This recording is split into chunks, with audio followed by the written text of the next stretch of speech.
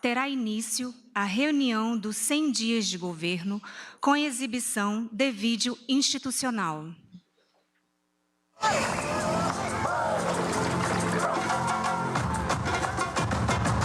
Brasil. Meu Brasil brasileiro. Vou cantar-te nos meus versos. Brasil verde que dá para o mundo se admirar. O Brasil do meu amor. Terra de nosso Senhor. Brasil, pra mim. Pra mim. Pra mim. Brasil. O Brasil que ama sua terra, sua cultura, sua natureza, sua gente, voltou. Voltou para cuidar e fazer mais, muito mais para cada brasileiro e brasileira, unindo cuidado e crescimento, pessoas e desenvolvimento, respeito aqui dentro e lá fora. O Brasil voltou para fazer mais por nossa gente. Brasil, união e reconstrução.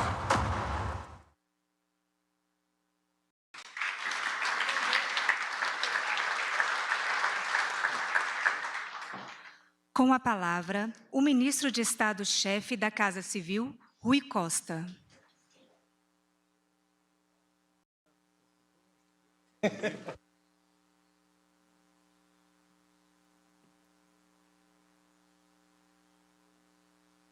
Bom dia a todos e todas. Quero cumprimentar aqui o presidente da República, cumprimentar a primeira-dama Janja, cumprimentar o nosso vice-presidente da República, Geraldo Alckmin, cumprimentar os ministros, ministras, e nessa oportunidade, presidente, quero pedir licença para agradecer a todos os ministros e ministras que, ao longo desses 100 dias, se dedicaram dia, noite e madrugada com suas equipes, e transmito aqui o nosso agradecimento à equipe de cada ministério pelo empenho, pela dedicação, que vai muito além do esforço mental, do esforço físico, para reconstruir o nosso país. Quero saudar aqui os parlamentares, os nossos líderes, saudar a imprensa, saudar aqui os nossos assessores da Casa Civil, do gabinete do presidente, em nome deles, saudar todos os assessores técnicos, agradecê-los também o empenho e a dedicação. A fala aqui é mais de agradecimento, presidente, porque na sua fala o senhor já fará um balanço desses 100 dias. E eu diria que a marca mais expressiva desses 100 dias é que o Brasil voltou. E nessa expressão voltou a ter governo, voltou a ter gestão pública, voltou a ter cuidado com as pessoas, voltou a fazer planejamento, a fazer ações de governo. E eu diria que a imprensa voltou a ter assunto, voltou a ter conteúdo para poder comentar, não apenas passeios de lancha, ou de jet ski, ou de motocicletas, mas voltou a discutir os problemas reais que o povo brasileiro vive, a expectativa do povo da superação dos seus problemas, e 100 dias significa que apenas estamos começando o trabalho, e muito, muito haveremos de fazer ao longo do nosso mandato, e eu digo, presidente, porque o seu jeito, de forma determinada, eu diria sobre-humana, e transmitindo isso como assessor que sou seu, como os ministros e ministras são, se tem algo que é unânime entre todos os ministros e seus assessores, é a sua garra, a sua determinação, a sua tenacidade e o seu vigor físico. Não é à toa que o senhor diz que tem tesão de 30 anos de idade e, de fato, tem vontade, tem energia, e fica os ministros e ministras botando 2 palmos de língua já para fora e o presidente querendo mais, trabalhando mais, e por isso nos dá a confiança, a certeza que muito entregaremos ao povo brasileiro ao longo desses 4 anos. Que Deus nos abençoe e muito trabalho a todos. Obrigado.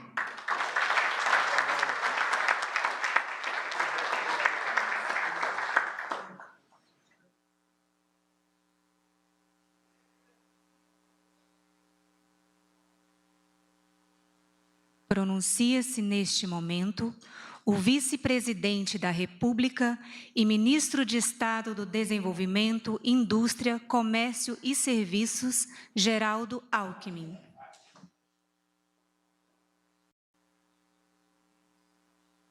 Bom dia a todas e a todos. Cumprimentar o presidente Lula, a Janja, saudar aqui os ministros, o Rui Costa, Paulo Pimenta, Alexandre Padilha, ministras, ministros, nossos líderes, o Jacques Wagner, o Guimarães, o Randolfo, todos os assessores, amigas e amigos. Presidente, eu coordenei a transição e quero dizer que o senhor está sendo absolutamente fiel ao que falou na campanha eleitoral, que conseguiu a maioria da população, durante a transição e agora. Primeiro, a democracia. O senhor salvou a democracia, e ela de uma tentativa de golpe, e ela saiu fortalecida, a reação rápida de todos os poderes e a reação rápida do próprio governo fortaleceram o sistema democrático. E democracia significa participação, e a gente observa em todos os ministérios uma enorme participação. Um governo que ouve, que dialoga. Aliás, em maio, diz o Padilha, será instalado o Conselhão. Governo que ouve mais, erra menos. Governo moderno estimula a participação da sociedade civil organizada. Nesse curto período de tempo, o salário mínimo, governo que olha para quem sofre, que enxerga aqueles que precisam mais. Salário mínimo, quase 70% dos aposentados e pensionistas vivem com um salário mínimo. Passará agora, em 1º de maio, a ter ganho real acima da inflação, no primeiro ano de governo. E é referencial para 56 milhões de brasileiros. O Bolsa Família, que teve a sensibilidade de incluir as crianças de 0 a 6 anos, e os de 7 a 17, além das gestantes, aumentando o valor médio do Bolsa Família, o imposto de renda até 2.640 isento, mais de 3 milhões, quase 3 milhões de pessoas beneficiadas, e todos são beneficiados, os contribuintes, na medida em que até 2.640 não há pagamento. Na educação, a merenda escolar, no primeiro ano, corrigindo uma inflação dos últimos 5 anos. O empenho pela educação básica, retomada das obras, só em creches serão mais de 1.000 obras retomadas.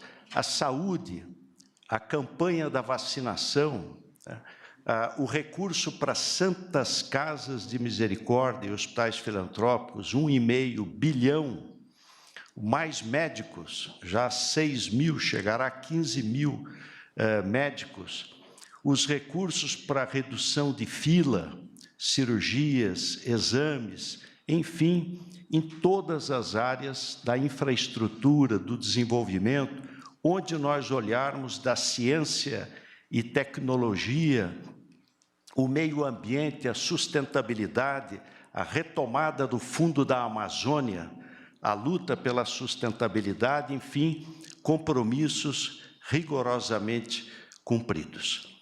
Eu quero deixar um abraço aqui muito fraterno, muitos colegas aqui, eu mesmo, eu não me referi. O Minha Casa Minha Vida, que é o sonho da família, poder ter o seu abrigo, eu não me referi pela exiguidade do tempo, e nem ao meu ministério mesmo, presidente, até porque a modéstia não me permite.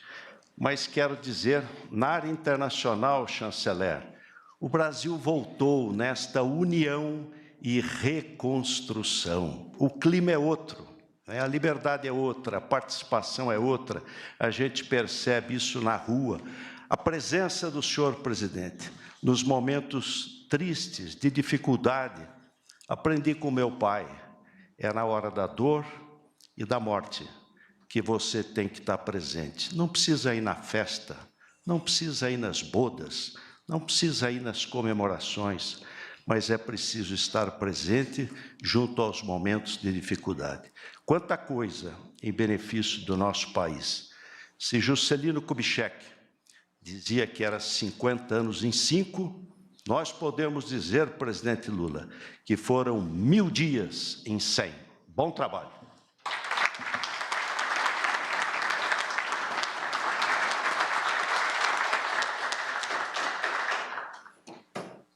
Senhoras e senhores, com a palavra, o presidente da República, Luiz Inácio Lula da Silva.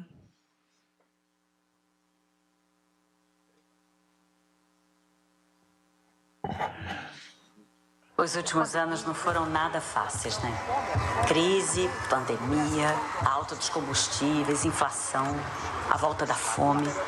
Por um momento, a luz da esperança quase se apagou.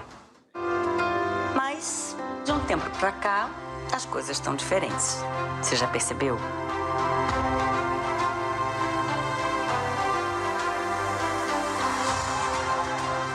O Brasil está voltando a ser respeitado no mundo.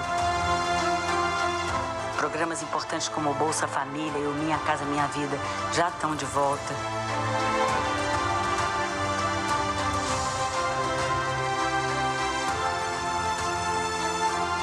Também voltou o cuidado com a preservação do meio ambiente, com os povos indígenas, com investimento em educação, o cuidado com a saúde. A nossa gente está voltando a ser mais feliz. O Brasil está voltando para frente. Agora é hora de reacendermos a chama da esperança, da solidariedade e do amor ao próximo. Agora é hora de o Brasil olhar para frente e voltar a sorrir. O Brasil tem jeito, depende de nós, de todos nós, e vamos reconstruir este país. Ainda falta muita coisa para consertar, é verdade. O governo está completando apenas 100 dias, mas já está dando para enxergar uma luz no fim do túnel. Ainda faltam 1.360 dias de muito trabalho para reconstruir o sorriso no rosto de cada brasileiro e cada brasileiro. Governo Federal, União e Reconstrução.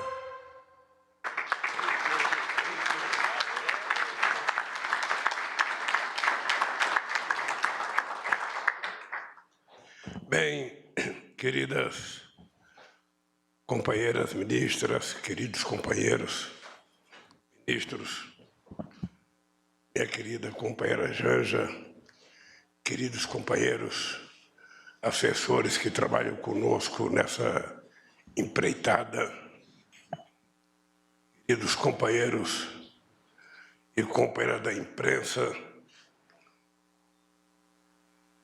eu não tenho o hábito de falar dos 100 dias de governo. Eu acho que eu nunca falei nos outros mandatos que eu tive.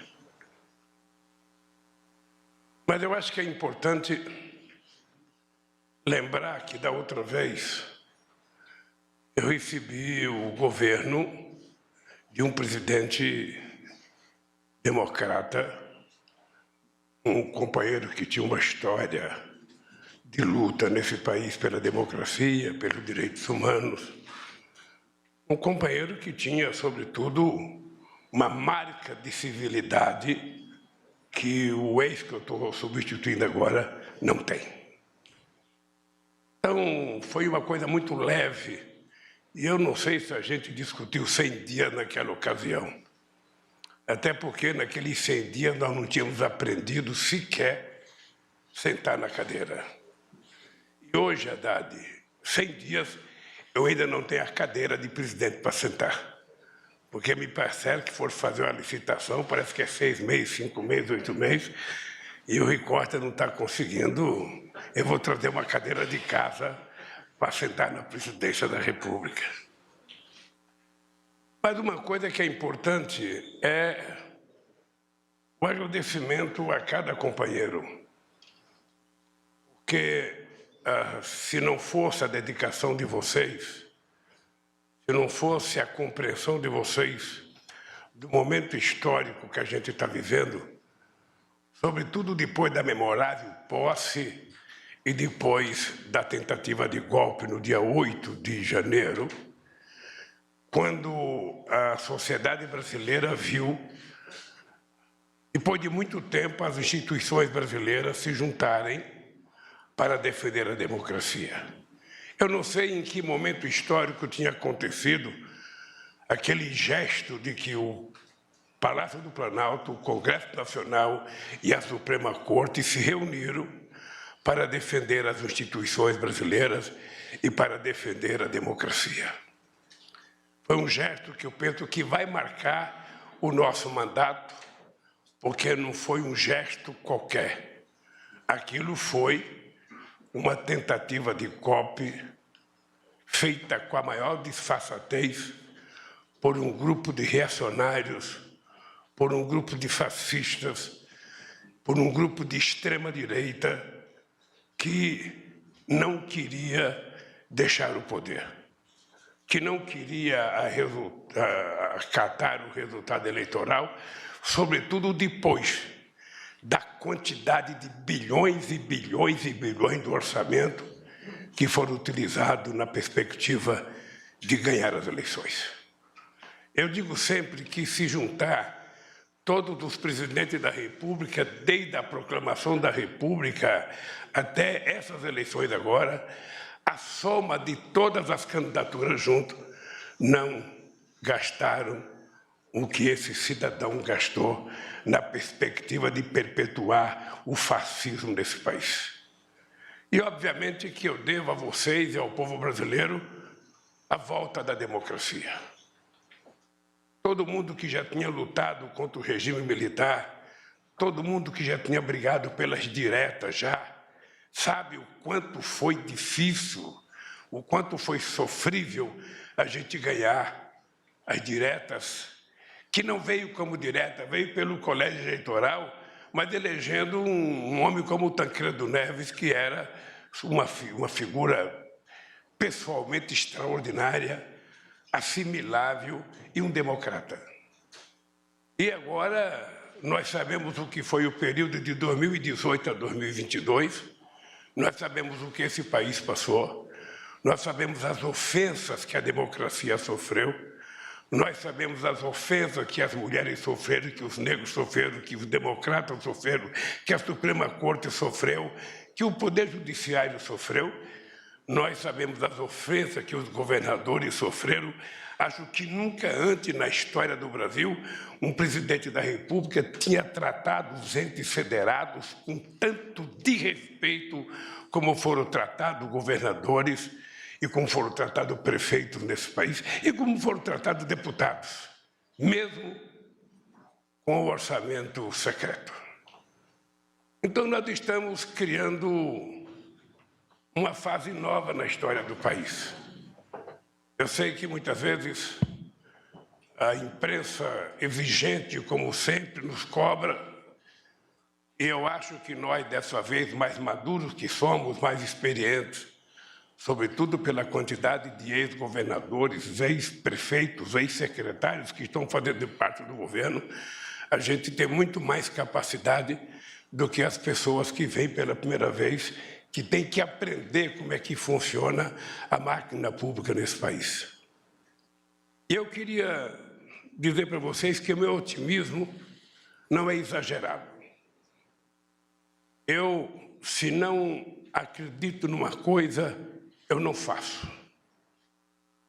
Eu digo sempre, companheiros e companheiras, que a gente tem que levantar todo santo dia, mesmo quando a gente estiver mal-humorado, e eu muitas vezes acordo mal-humorado, nós precisamos ter consciência de que a gente, quando assume a responsabilidade de governar um país, uma cidade, ou até de ser síndico de um prédio, a gente, quando assume a responsabilidade, a gente não pode acordar pessimista nunca. A gente não pode acordar pensando nas dificuldades, pensando nas impossibilidades. Nós temos que acordar todo santo dia com a consciência e com a certeza que é a nossa posição positiva, a nossa posição de confiança que vai fazer a sociedade brasileira ter confiança. Ninguém acredita num governo que levanta todo dia, o PIB não vai crescer, porque a economia não está muito boa, porque o FMI disse tal coisa, porque o Banco Mundial disse tal coisa, porque o mercado financeiro disse tal coisa. Olha, se a gente for governar pensando nisso, é melhor desistir. É importante que essa gente fale para a gente fazer diferente do que eles querem que a gente faça. Eu conto uma história do Celso Furtado, eu não o conhecia, e o Celso Furtado uma vez me convidou para um jantar. E eu fui no jantar eu era um recém-metalúrgico engajado na política, e eu fui num jantar com o Celso Furtado, aquele homem famoso, aquela pessoa importante, e ele me parece que estava no Ministério da Cultura do Sarney. E ele perguntou muito sobre o PT, sobre a minha atividade política, e ele queria saber quantas organizações de esquerda tinha no PT. E eu, então, comecei a me queixar e dizer para ele, olha, tem muita tendência. A gente passa mais tempo discutindo internamente do que discutindo externamente, ou seja, a gente gasta muito esforço internamente e, às vezes, não é legal. E ele me disse uma coisa que vale para a política. Ele me disse, Lula, não se preocupe com a esquerda, com a extrema esquerda, com os radicais do seu partido. Eles prestam um serviço extraordinário ao teu partido. Primeiro porque tudo que eles falam, certamente você não vai fazer. Mas eles dizendo o que eles dizem, eles não te permitem ir para a direita. Então eles estão prestando um serviço, eles estão te mantendo no caminho do meio e não estão deixando você ir para a direita. Então, o teu partido vai ser grande por isso. Nem você vai para a extrema esquerda, porque você não concorda, e nem você vai para a direita, porque eles não deixam você ir. Então, agradeça a eles, sabe, o discurso deles.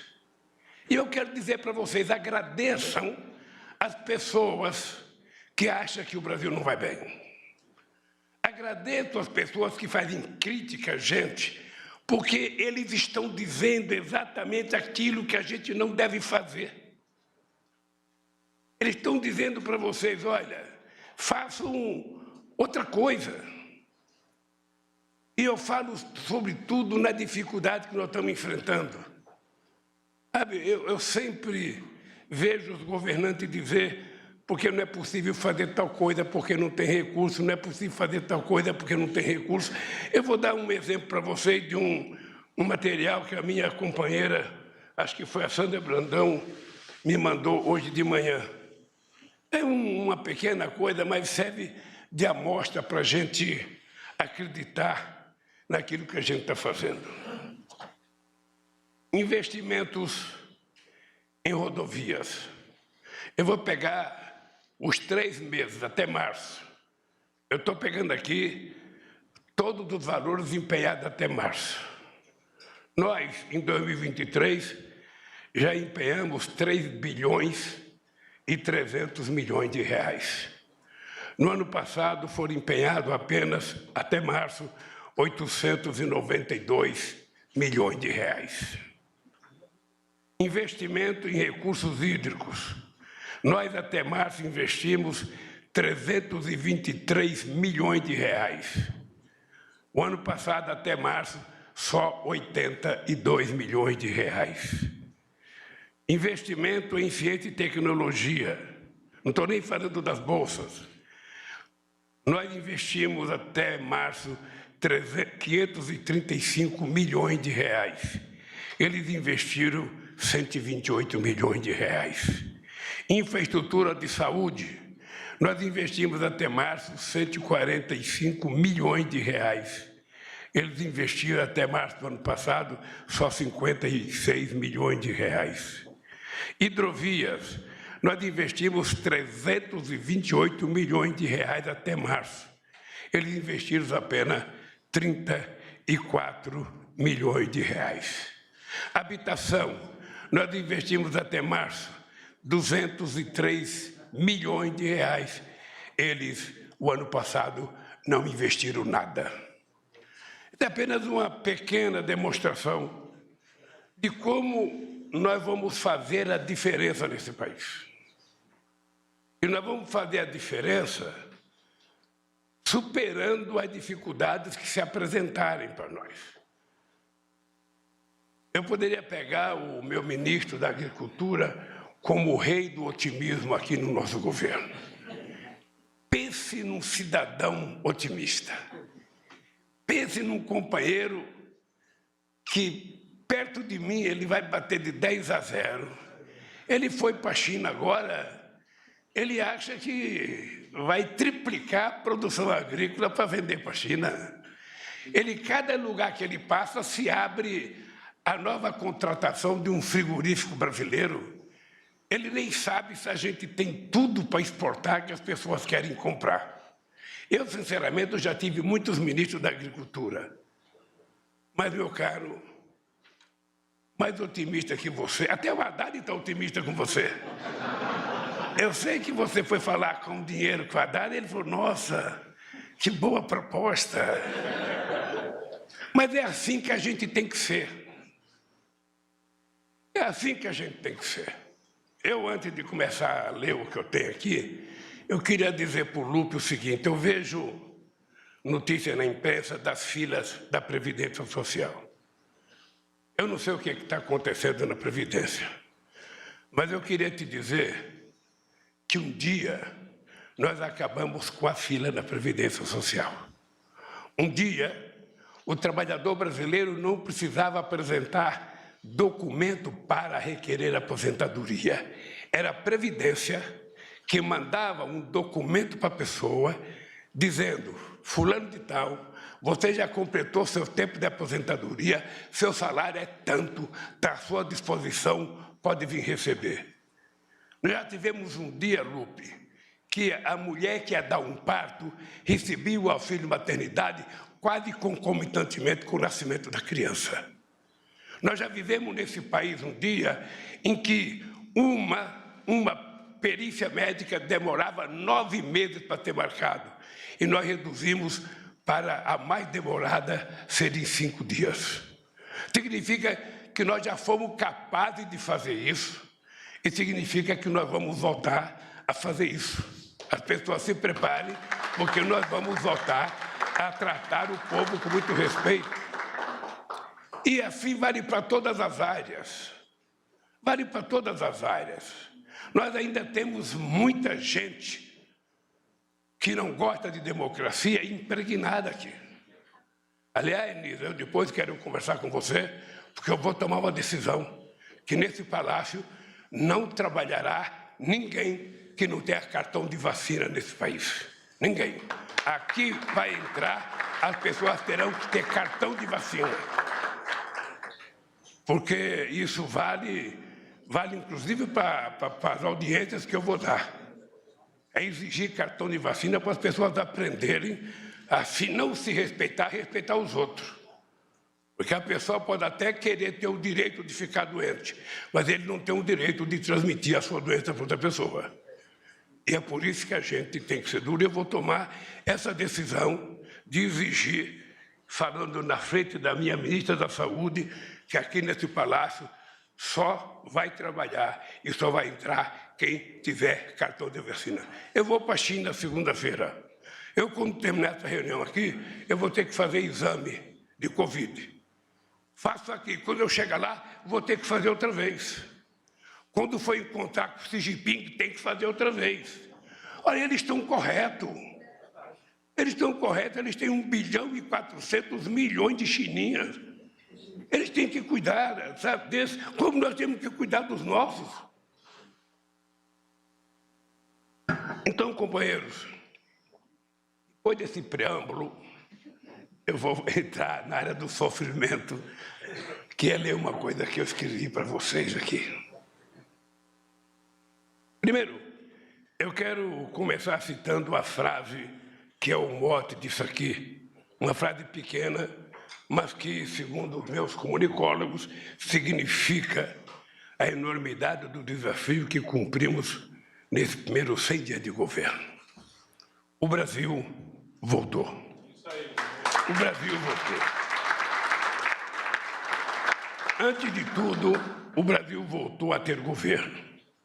Um governo que se espelha no povo brasileiro e acorda cedo para trabalhar. O Brasil voltou para trabalhar naquilo que deveria ser a razão de ser de todos os governos: cuidar das pessoas. O Brasil voltou para cuidar, sobretudo, dos brasileiros e brasileiras que mais precisam e que, nesses últimos anos, foram as principais vítimas da ausência de governo nesse país. O Brasil voltou para conciliar novamente crescimento econômico com inclusão social, para reconstruir o que foi destruído e seguir adiante. O Brasil voltou para ser outra vez um país sem fome. Ao mesmo tempo que prepara terreno para as obras de infraestrutura que foram abandonadas ou ignoradas pelo governo anterior, o Brasil voltou a cuidar da saúde, da educação, da ciência e tecnologia, da cultura, habitação e da segurança pública. O Brasil voltou com ações e programas que ajudaram a resgatar a dignidade, a cidadania e a qualidade de vida do povo brasileiro. O Bolsa Família, o Programa de Aquisição de Alimentos, o Programa Nacional de Alimentação Escolar, o Minha Casa Minha Vida, o Mais Médicos, o Programa Nacional de Segurança Pública com Cidadania e tantos outros são muito importantes para o futuro desse país. O Brasil voltou a cuidar do que era urgente e inadiável, cuidar do seu povo. Senhoras e senhores convidados, companheiros e companheiras ministros, o Brasil voltou a olhar para o futuro. Olhar para o futuro significa investir em rodovias, ferrovias, portos, aeroportos, geração e transmissão de energia, conectividade, expansão do pré-sal, energia solar, eólica, entre outras iniciativas que irão colocar outra vez o Brasil no rumo do desenvolvimento. Mas significa, antes de tudo, olhar para as pessoas. Não se constrói um país verdadeiramente desenvolvido sob as ruínas da fome, dos ataques à democracia, do desrespeito aos direitos humanos e da desigualdade de renda, raça e gênero. Não se chega a lugar nenhum, deixando para trás a metade mais sofrida da nossa população. Ontem, eu fui ao Maranhão por conta das enchentes. Não foi possível visitar mais cidades porque o avião presidencial é muito pesado, pesa 10 toneladas, e ele não pode pousar em terreno, mesmo em campo, por conta, se tiver encharcado, ele é capaz de afundar a roda e não sair. Mas nós fomos visitar um acampamento e tivemos a oportunidade de ver o sofrimento do povo pobre desse país. Ou seja, e quando eu vou visitar essas pessoas, eu volto para cá convencido que nós temos que fazer uma viagem. Eu estou devendo aos meus ministros uma viagem para que todos vocês conheçam os lugares em que as pessoas mais vivem miseravelmente.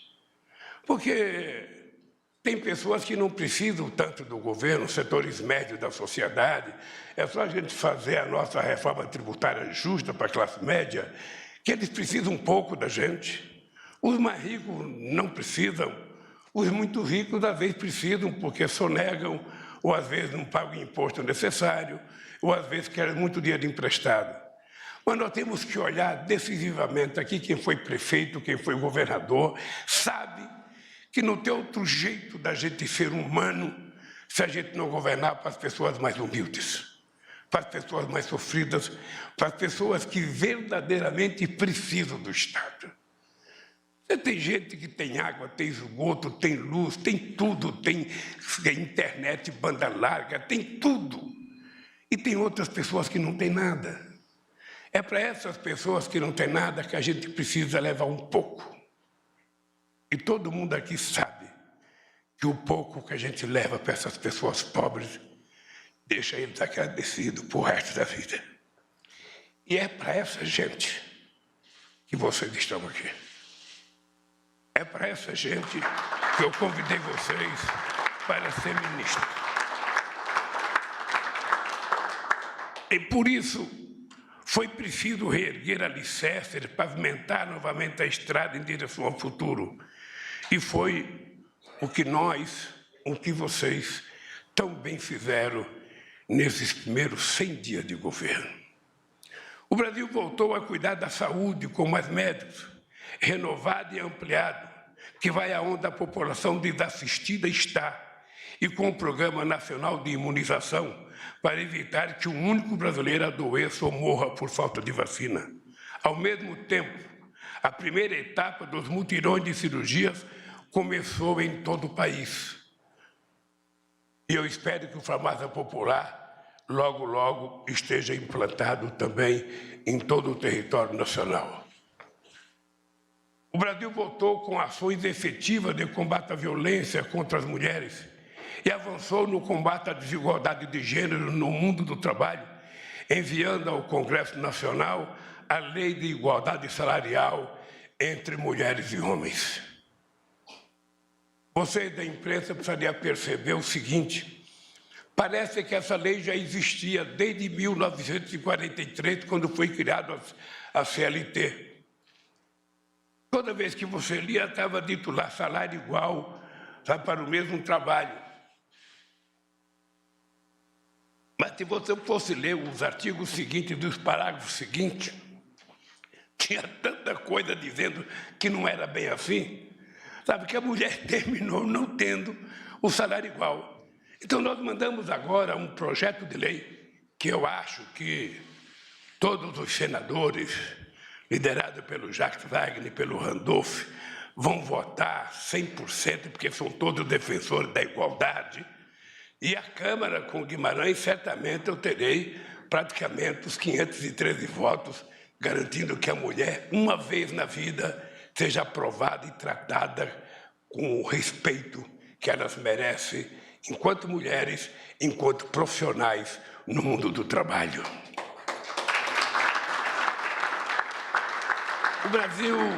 O Brasil voltou para cuidar de seus primeiros habitantes, criando o Ministério dos Povos Indígenas.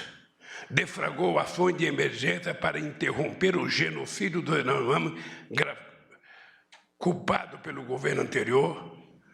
E uma coisa muito grave é que possivelmente a gente tenha mais gente vivendo como os Yanomamis estão vivendo, porque é vergonhoso a gente ver no jornal todo dia o Ministério do Trabalho descobrindo gente em situação de trabalho escravo nesse país.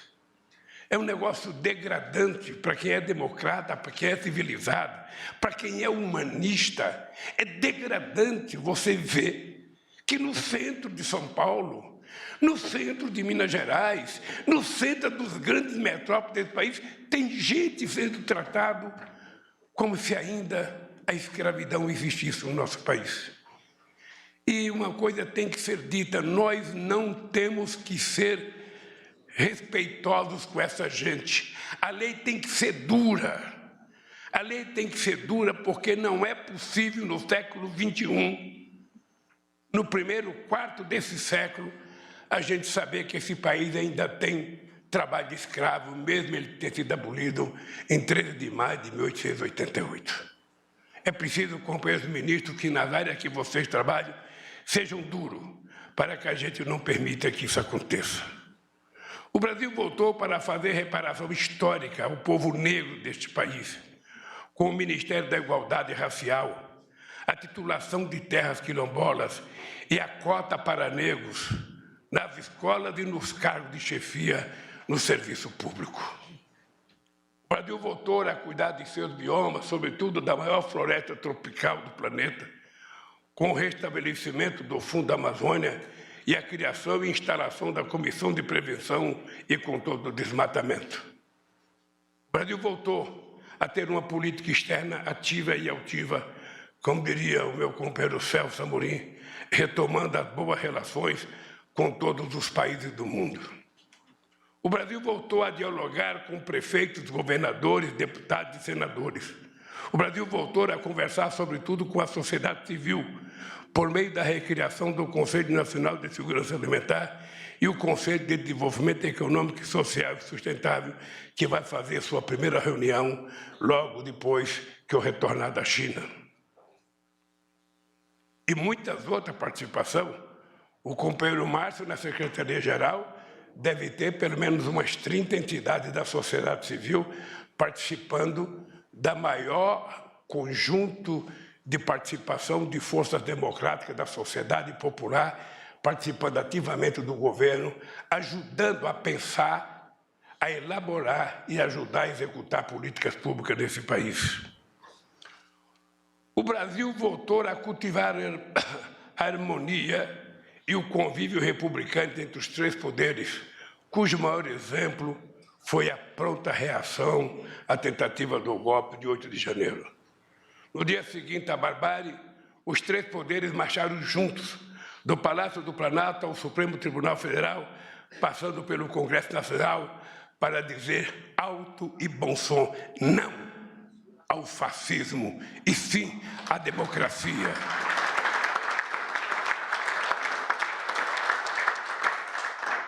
Foram 100 dias de muito trabalho. Mas eu quero que vocês saibam, se 100 dias demorou muito, nós ainda temos 1.360 dias para seguir reconstruindo esse país. Significa que nós temos chances e mais chances e mais chances. Cada erro que a gente cometer, a gente vai ter sempre 100 dias para a gente recuperar e desfazer aquele erro e fazer as coisas certas. Portanto, eu quero dizer que até agora eu tenho muito orgulho do trabalho que foi feito nesses 100 dias. Apresentamos um novo arcabouço fiscal que traz soluções realistas e seguras para o equilíbrio das contas públicas, que dá um fim às amarras irracionais e sistematicamente descumpridas do falido teto de gasto, que garanta a volta do pobre ao orçamento e que possibilita a aplicação de recursos no desenvolvimento econômico do país. Estamos trabalhando em uma reforma tributária que corrija as distorções históricas de um sistema de tributação regressivo e injusto para os brasileiros e os entes federados, e cria um ambiente muito mais dinâmico e descomplicado para o setor empresarial. Aqui, Haddad, de vez em quando, eu sei que você ouve algumas críticas. Eu tenho que elogiar você e a equipe que trabalharam, porque certamente em se tratando de economia, em se tratando de política tributária, a gente nunca vai ter 100% de solidariedade. Eu, essa semana, vi um artigo muito ruim contra você e eu pensei em responder E o meu conciliador aqui, o Padilha, achou que não valia a pena, sabe? Era melhor ficar quieto, porque a compreensão da sociedade sobre o que foi feito vale mais do que uma crítica de uma pessoa. Eu tenho certeza que vai ter sucesso, tenho certeza que vai ser aprovado e tenho certeza que a gente vai colher os frutos que foram plantados na nossa proposta. Tenho certeza.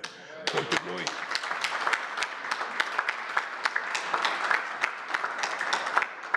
Embora eu continue achando que 13,75 é muito alta a taxa de juros, continuo achando que estão brincando com o país, brincando sobretudo com o povo pobre e sobretudo com os empresários que querem investir. Só não vê quem não quer. Retomamos a capacidade de planejamento de longo prazo. E esse planejamento será traduzido em um grande programa que traz de volta o papel do setor público como indutor dos investimentos estratégicos em infraestrutura. Com muito diálogo federativo, vamos retomar as obras paradas e acelerar a questão em ritmo lento, além de selecionar novos investimentos estratégicos para todo o país. Já recebemos dos governos de cada estado uma lista de obras prioritárias e os ministérios estão identificando outros investimentos estruturantes. Até o início de maio, anunciaremos a lista definitiva de empreendimentos e os mecanismos que farão com que eles saiam rapidamente do papel e gere os milhões de empregos que todos nós sonhamos que vai acontecer nesse país. Vamos aproveitar a experiência que já tivemos no PAC e os programas de concessão para aprimorar esses mecanismos, tornando-os ainda mais eficientes. Articularemos ainda com mais eficiência os investimentos públicos e privados e o financiamento dos bancos oficiais em uma mesma direção, a do desenvolvimento, com inclusão social e sensibilidade ambiental. Nosso programa de investimentos estratégicos em infraestrutura contará com 6 eixos: transportes, infraestrutura social, inclusão digital e conectividade, infraestrutura urbana, água para todos e transição energética. A transição energética será acelerada. Vamos lançar editais para a contratação de energia solar e eólica, que somados representarão capacidade de geração equivalente à de nossas maiores usinas hidrelétricas. E os leilões para novas linhas de transmissão irão tornar ainda mais rápida muito mais rápida e atrativa a implantação desses parques de energia limpa.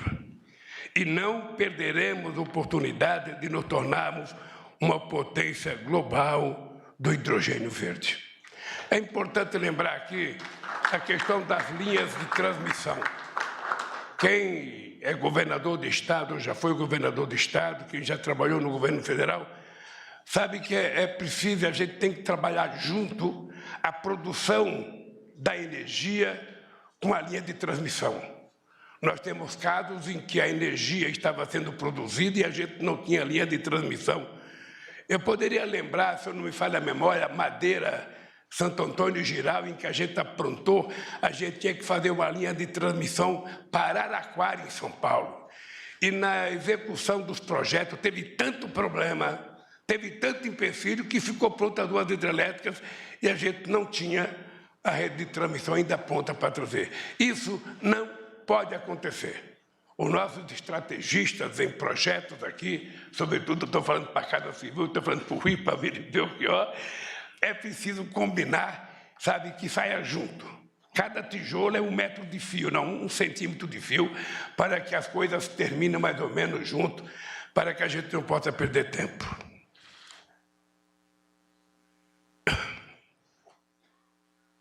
Não, a Petrobras financiará, presta atenção, ministro de Minas e Energia, o que eu vou falar agora.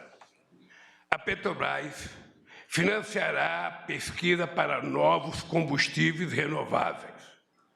Ao mesmo tempo, retomará o papel protagonista nos investimentos, ampliando a frota de navio da Transpetro e gerando emprego em nossos estaleiros.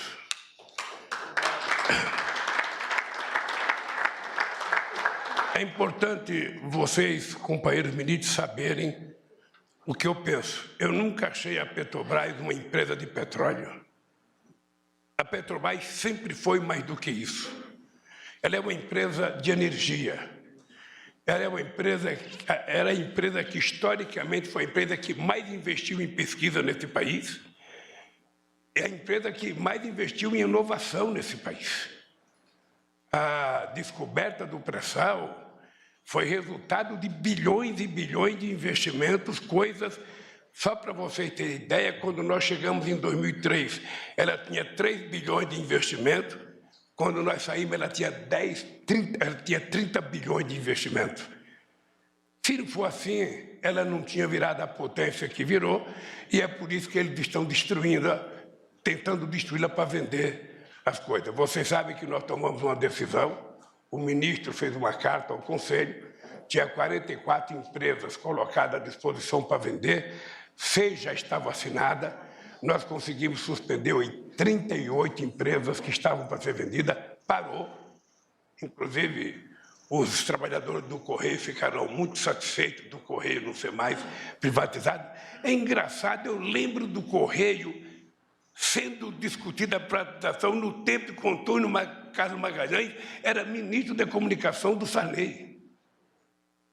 Eu lembro, porque naquele tempo era dirigente sindical, e a gente já fazia manifestação contra a privatização do Correio. De 85 até agora, quantos anos fazem? 50 anos já.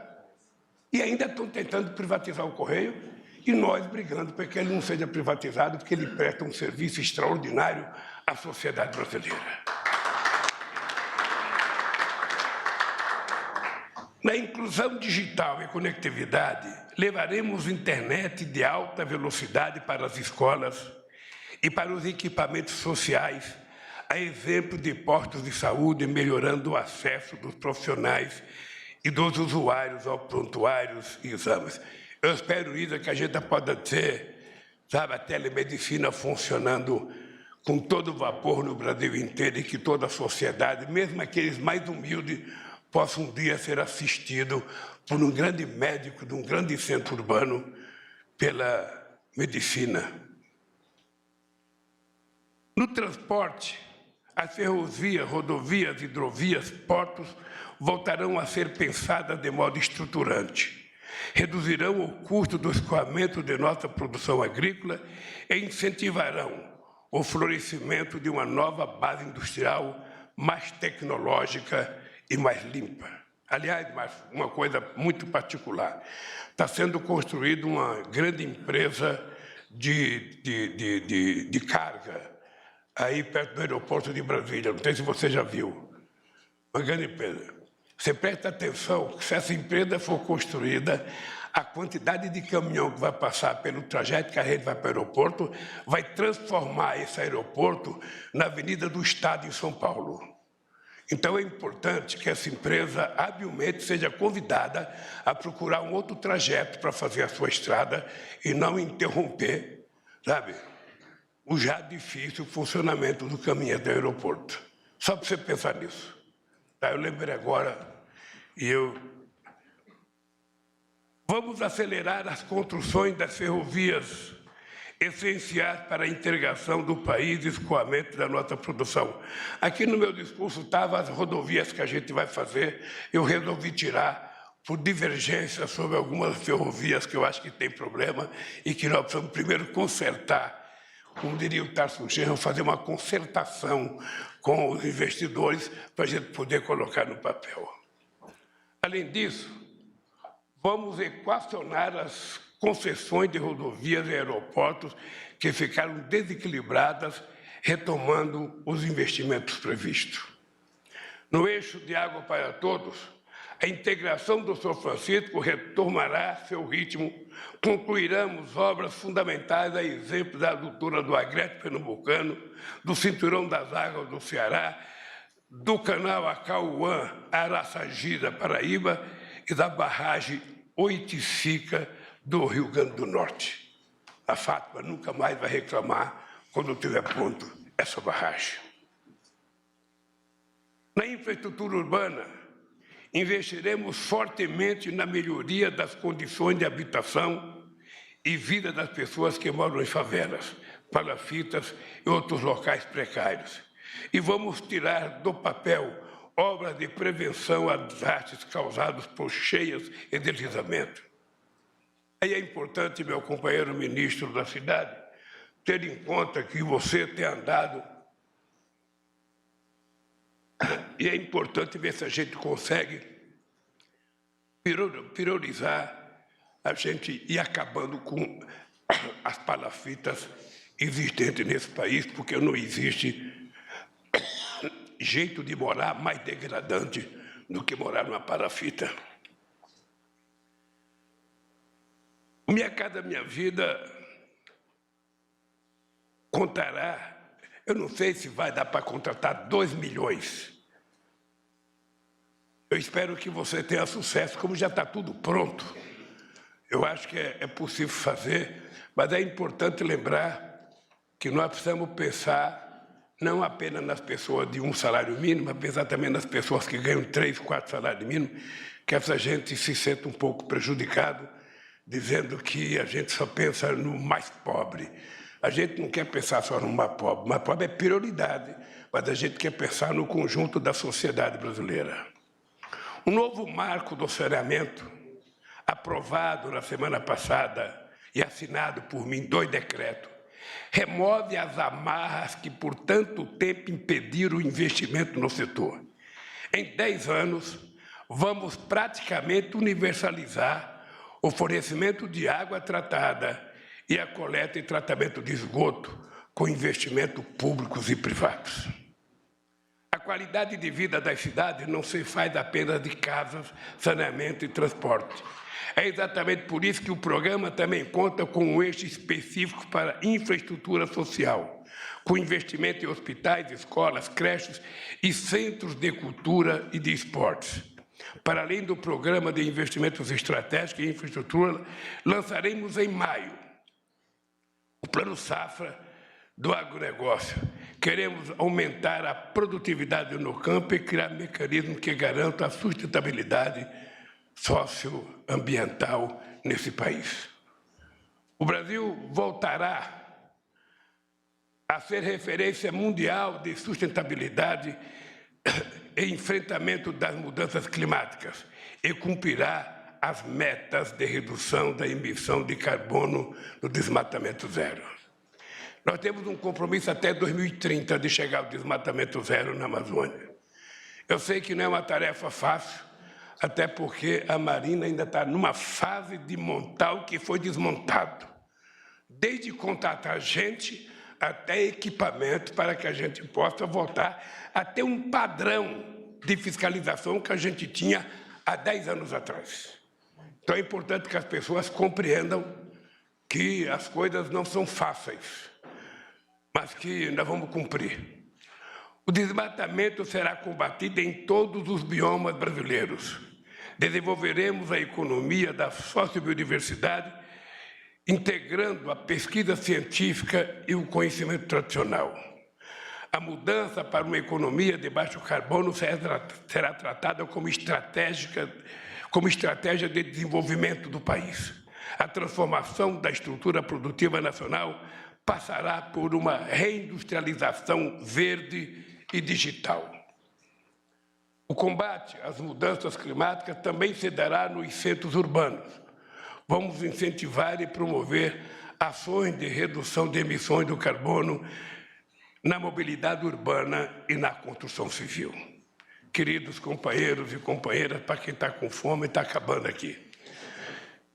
Sempre tenho dito que governar é cuidar das pessoas e que garantir que cada brasileiro e brasileira consiga fazer as 3 refeições por dia é minha obsessão. Agora também a minha obsessão é gerar emprego. Nós temos que ter em mente. Nós temos que ter em mente que nós temos que gerar emprego.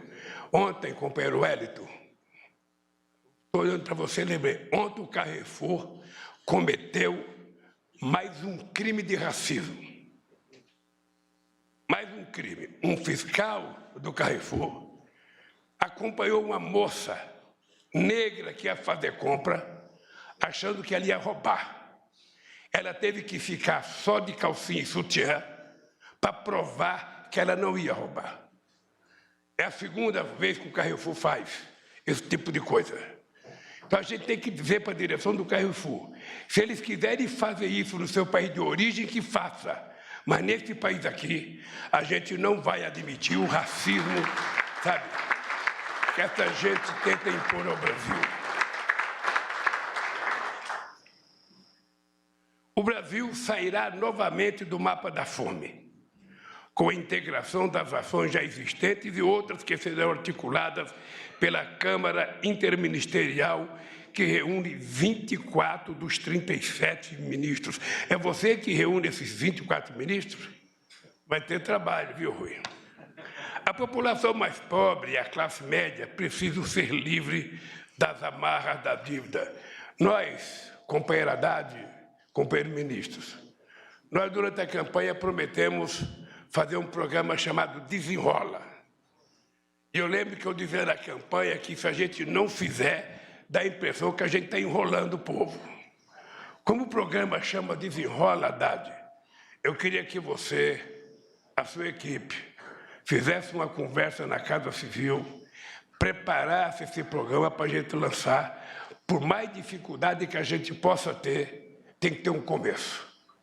E nós precisamos lançar esse programa para ver se a gente termina com uma dívida que envolve quase 60 milhões de pessoas que estão se endividando no cartão de crédito para comprar o que comer.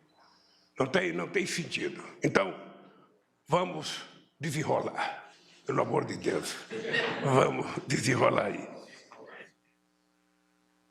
Vamos trabalhar para que os bancos públicos possam garantir crédito facilitado e com prazos adequados para micro, pequenas e médias empresas e cooperativas, além de microcrédito para empreendedores individuais. Aqui tem uma coisa engraçada que é o seguinte, eu ia trazer os bancos públicos hoje nessa reunião. Eu pensei em convidar o BNDES, o BASA, o BNB, o Banco do Brasil, a Caixa Econômica, porque nós precisamos criar na sociedade brasileira a ideia de que esses bancos são públicos e que esses bancos têm uma finalidade diferente dos bancos privados. A gente não quer que esses bancos percam dinheiro. A gente não quer que esses bancos sejam deficitários. Mas esses bancos não podem emprestar dinheiro às mesmas custas dos bancos particulares. Nós já tivemos boas experiências, extraordinárias experiências com esses bancos. O BNDES já teve muito mais dinheiro do que tem agora, porque todo o dinheiro que o BNDES tinha foi devolvido para o Tesouro. Não sei se o Banco do Brasil devolve para o Tesouro, se a Caixa Econômica devolve. Tesouro mão de vaca, pô, só quer receber dinheiro, devolve. O que eu quero é o seguinte, o que eu quero é que os bancos entendam o seguinte, ó, dinheiro bom não é dinheiro guardado em cofre. Dinheiro bom é dinheiro gerando obra, gerando desenvolvimento, gerando emprego. É isso que é um dinheiro importante para o país. Obviamente, com a responsabilidade que nós temos que ter, porque também a gente não pode gastar de forma desenfreada e desorientada. E nós também temos expertise nisso. Eu digo todo dia, se tem um governo que tem expertise em responsabilidade, eu tenho muito orgulho, eu perdi muita gente no PT por causa do superávit primário. Alguns foram até para o PSB, outros foram para o PSTU, porque eu fiz superávit primário de 3,45, chegou a 4,25 a fazer superávit primário, o único país do G20 que durante todo o nosso período de governo nós fizemos superávit. Ainda vem alguém falar de responsabilidade fiscal para mim? Não só nós fizemos superávit, como nós reduzimos a dívida pública interna, como nós pagamos o que devia ao FMI, como nós emprestamos dinheiro para o FMI. Esse país só não quebrou até agora por causa do dinheiro que nós fizemos de reserva há 20 anos atrás. Essa é a verdade desse país. Então, quando eu vejo um IUP qualquer vindo querer me dar lição de responsabilidade, não dê. Não dê porque eu não aceito. A responsabilidade eu tenho de berço. Assim, eu construí minha vida política e assim eu vou governar esse país até o dia 31 de dezembro de 2026. Com muita responsabilidade, com muita seriedade, mas com muito atendimento aos interesses do povo trabalhador desse país, que é para quem eu devo a minha eleição.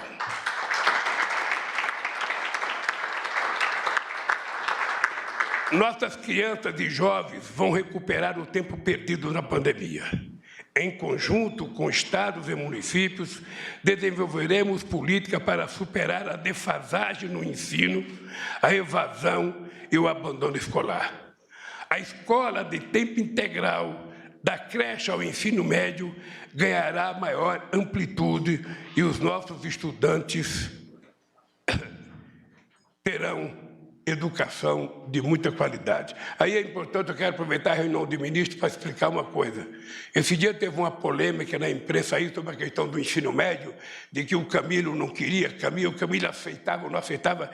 Não, o Camilo apenas estava cumprindo, companheiro Alckmin, aquilo que foi decidido na transição. Na transição foi decidido, e eu li o resultado da transição, foi decidido que a gente ia continuar o ensino médio tal como estava, podendo fazer discussão. Não é que o Camilo era favorável, não. O Camilo estava cumprindo a decisão nossa. E ele, democraticamente, resolveu abrir uma discussão de alguns meses para ver se a gente consegue fazer uma combinação perfeita entre a sociedade e os nossos educadores para que a gente tenha o melhor ensino médio desse país.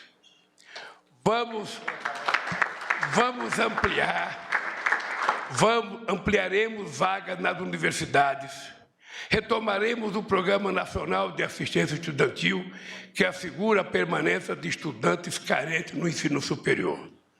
Depois de anos congeladas, as bolsas da CAPES e do CNPq foram reajustadas, beneficiando 258 mil doutores, mestres e pesquisadores. Se foi mais, depois você vê a vida, Luciana. Fortaleceremos o Sistema Nacional de Ciência. Fortaleceremos o Sistema Nacional de Ciência, Tecnologia e Inovação para que universidades e centros de pesquisas produzam ainda mais conhecimentos para alavancar o desenvolvimento nacional. Na saúde, retomaremos o Aqui Tem Farmácia Popular, garantindo medicamentos gratuitos. Bom, se é gratuito, não pode ser barato. Gratuito é gratuito. Gratuito e barato não combina. Ou seja, então, vamos dizer só gratuito, para tirar o barato daqui.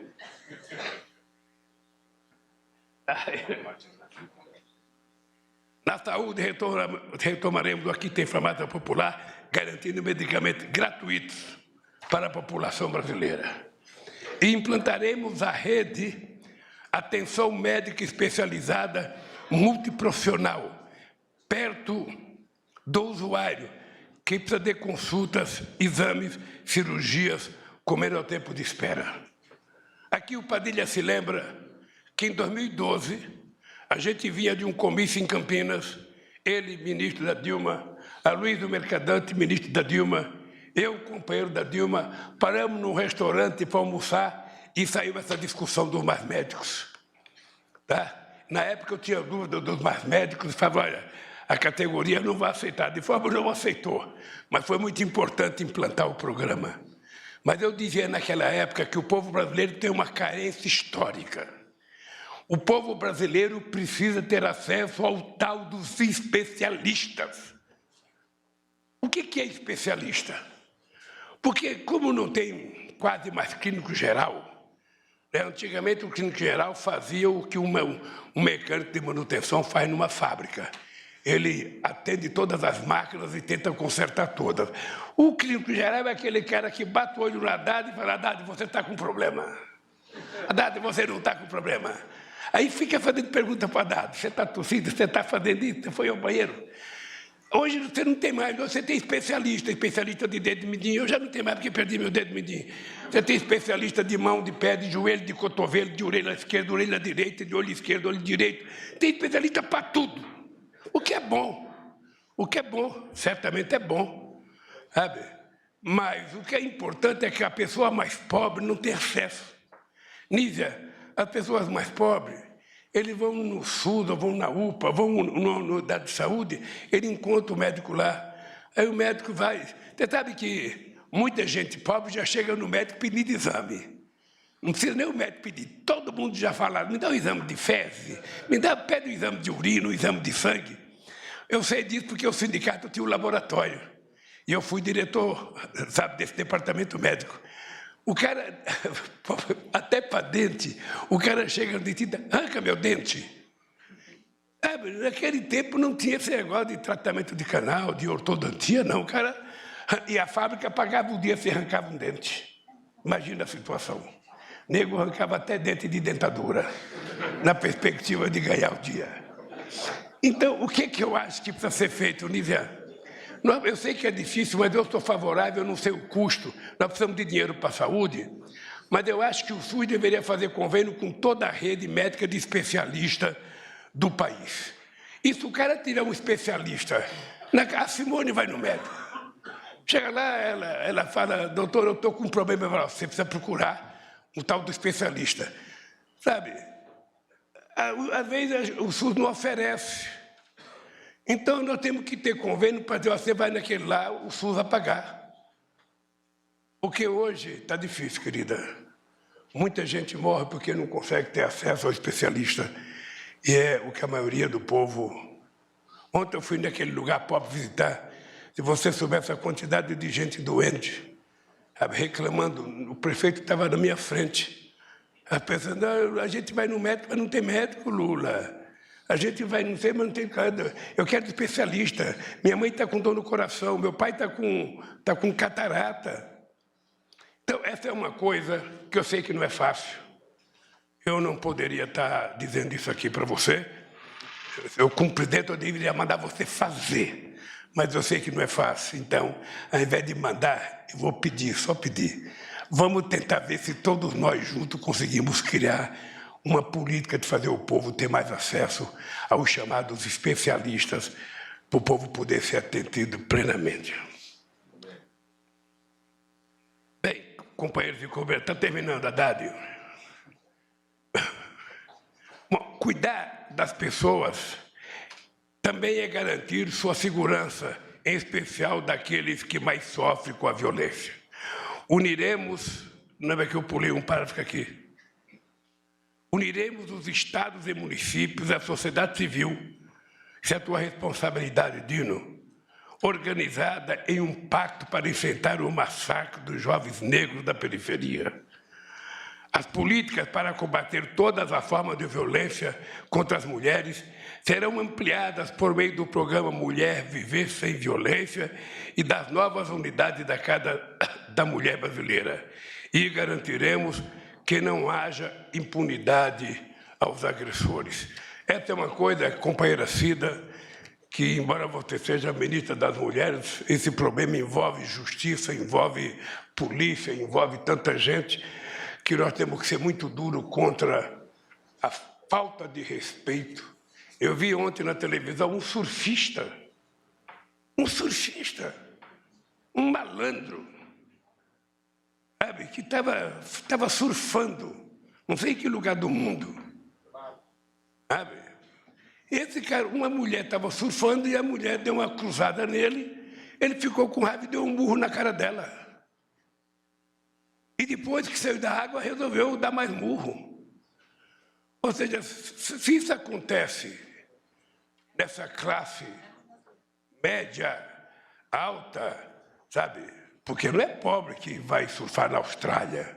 Pobre, no mato, vai na praia do Guarujá, na Praia Grande, Praia de Bertioga, onde a gente frequenta. Eu dei tanta barrigada na Praia Grande. Mas eu acho, o companheiro Cida, que eu acho que é preciso pensar mesmo de fundo, sabe, esse negócio de combate à violência contra a mulher. É preciso mais dureza da nossa parte, porque está virando a farra do boi de muito marmanjo, sabe, fascista, que só pode ser um fascista porque uma pessoa à direita não vai bater na pessoa. Em parceria com os estados e municípios, iremos ampliar as políticas de garantia de direitos às juventudes, aos idosos, às pessoas com deficiência e à comunidade LGBTQIA+. Como já fizemos com o povo Yanomami, seguiremos protegendo os direitos dos territórios dos povos indígenas, povos e comunidades tradicionais, quilombolas e de comunidades de matriz africana e de terreiro, assegurando o bem viver e a cidadania para as pessoas. O combate ao crime organizado e às facções criminosas serão prioridade. Fortaleceremos as áreas de investigação e a inteligência tecnológica das forças policiais e valorizaremos de verdade os profissionais de segurança usando o programa como Bolsa Formação. Parabéns pelo companheiro Frabdini, que recuperou o PRONAF, que tinha sido trancado, e a gente tem que formar e tem que colocar dinheiro para formar os policiais, porque não é só com arma que se combate o crime. Muitas vezes a inteligência vale mais do que uma arma. Seguiremos combatendo a desinformação nos meios analógicos e digitais, contribuindo de forma firme com o debate sobre a regulamentação das plataformas digitais que está acontecendo no Congresso Nacional. O acesso à cultura e ao esporte e ao lazer será ampliado, bem como o apoio aos empreendedores culturais e aos atletas de alto rendimento. Seguiremos fortalecendo a democracia brasileira, enfrentando e vencendo as ameaças totalitárias, o ódio, a violência, a discriminação, que é a exclusão que pesa sobre o nosso país.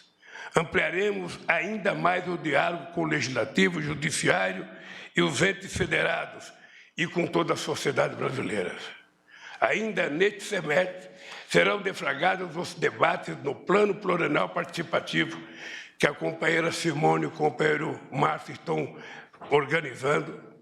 Esse Plano Plurianual Participativo, com atividade nos 27 estados, ele vai possibilitar à sociedade participar ativamente no processo de planejamento das ações para a reconstrução do Brasil e contribuirá muito para a transparência orçamentária. Eu estou muito entusiasmado com a vontade da Simone e do Márcio de querer viajar ao Brasil para fazer esse debate com todos os estados.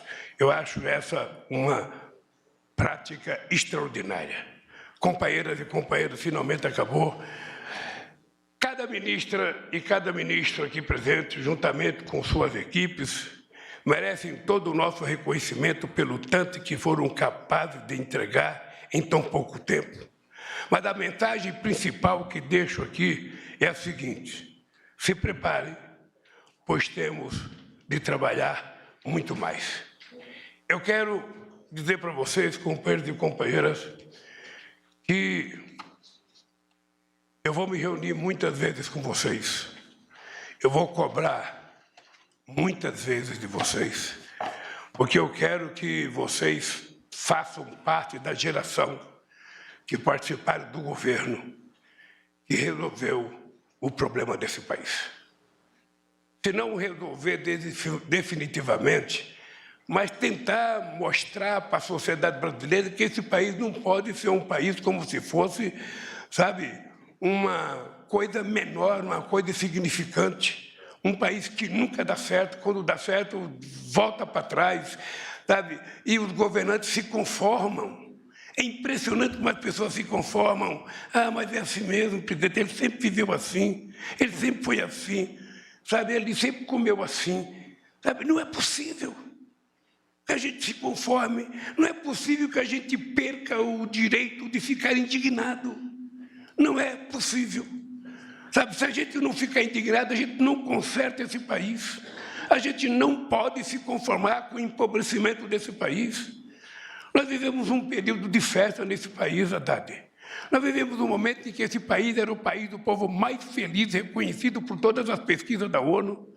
Nós vivemos nesse país em que era o povo que tinha mais esperança. Esse povo está desanimado. Então, além de governar do ponto de vista de infraestrutura, nós temos que governar do ponto de vista psicológico. Nós precisamos tirar o ódio da cabeça das pessoas. As pessoas precisam voltar a crer que ser bom é melhor do que ser ruim, que não ser violento é muito bom para a relação humana. Nós precisamos voltar a recuperar o humanismo, sabe, que nós vivemos a vida inteira.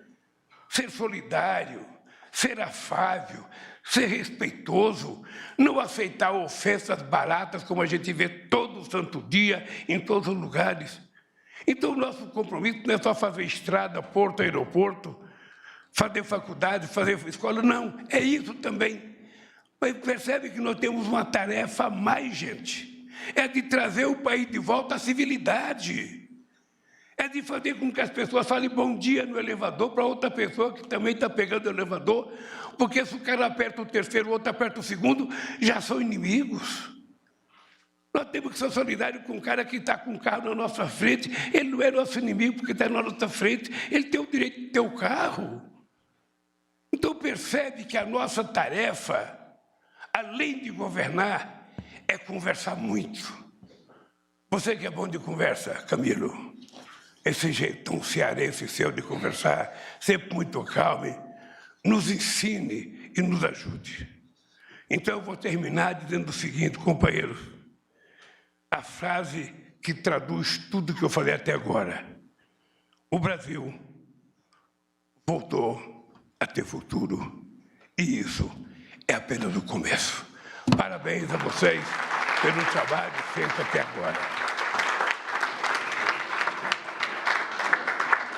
Muito bem.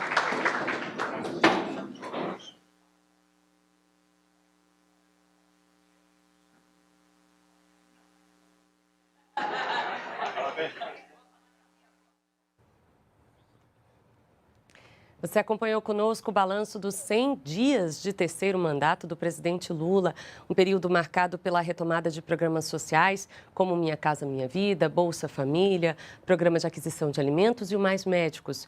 Nesses 100 dias, o governo também retomou o diálogo com vários países e o Brasil foi reintegrado a blocos como a Comunidade dos Estados Latino-Americanos e a Unasul, a União das Nações Sul-Americanas.